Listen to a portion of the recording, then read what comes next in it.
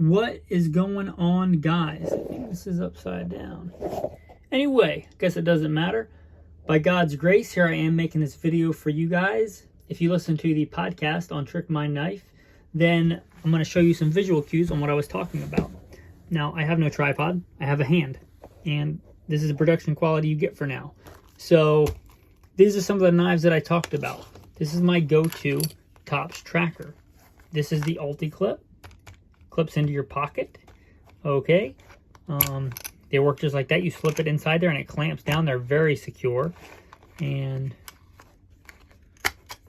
all right, pull the knife out. Normally that's in my pocket, so I don't have to worry about it. But there's the Tops Tracker Mini.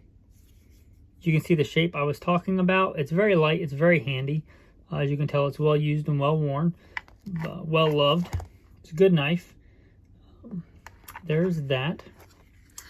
And then we have the sheath, which I talked about. There's the fishing line. If you can see, there is the fish hook tucked in the back, right? There's those little containers I was talking about. I'm not going to unscrew it because I'm holding the phone with the other hand. But trust me, there is 10 water purification tablets in there. Also, what else did we talk about? You've got that, and you've got the lanyard to turn it into a neck knife if you want. And there is the fire starter, the Ferrocerium rod. So there is all that on that knife. This is my other one. Again, I don't know that I could pick a favorite. Maybe the Tops, maybe this one. Really depends on what day you ask me, I guess. It's like trying to pick favorite kids, kind of. I don't love them nearly as much as I would love my kid, I hope. But these are great knives. This is the Firecraft 3.5. It's a good knife. You can see. And then also the clip. As you can see, name and phone number. Probably got to rewrite that one. And then you see that cordage wrapped on there. That's the fire starting material. That is the fire steel. As you can see, it is in the knife. And it just goes right there in the sheath. Right? This is the fire cord.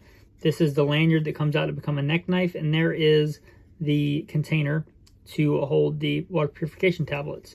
Likewise, you can't really tell because it's behind there, but there's the Spectra. And believe it or not, there's a fish hook that you can kind of see right there. So there's that. There's all the utility you get there.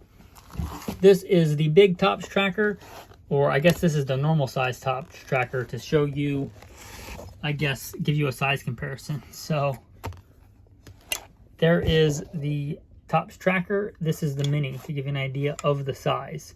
So it's quite a hefty knife, right? Quite a hefty knife, good knife. It is very thick. I don't know if you get a good scale of that just on the video, but it's a big, hefty knife. So there is that. The knife itself, as I was talking about the saws, as you can tell, this one's been well used. It works really well.